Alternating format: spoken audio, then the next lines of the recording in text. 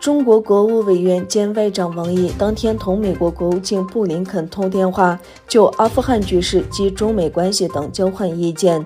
据报道，布林肯对中国参加阿富汗问题多哈峰会表示感谢。王毅表示，中方愿以阿富汗问题同美方进行沟通。中国外长还表示，美国和北约军队的撤离将导致恐怖组织的复活。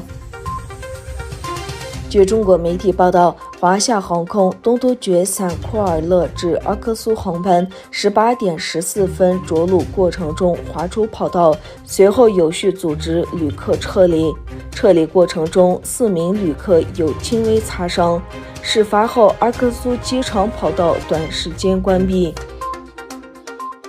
随着暑假过后学生面临开学，世界卫生组织表示，即使存在传染力更强的德尔塔变异株病毒疫情，让教室内的学习方式持续不中断十分重要。世卫欧洲区域办事处主任科鲁格在声明中说，让学校协助我们的儿童有能力成为幸福且有生产力的社会一员，对于儿童的教育、心理健康和社会技能至关重要。科鲁格指出，疫情已造成历史上上海最大的教育中断。土耳其在2020年东京残奥会上获得了第1枚金牌。在乒乓球男单比赛中，阿卜杜拉·厄兹图尔克在决赛中以3-1击败韩国对手，获得金牌。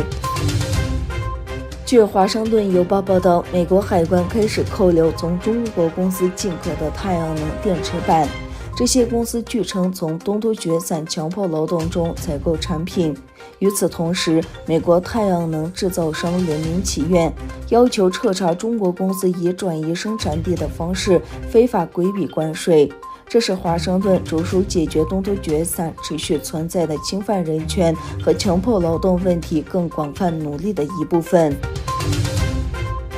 伊朗驻巴格达大使马森吉德表示，伊朗和沙特阿拉伯已在巴格达举行了3场会议，会谈将继续进行。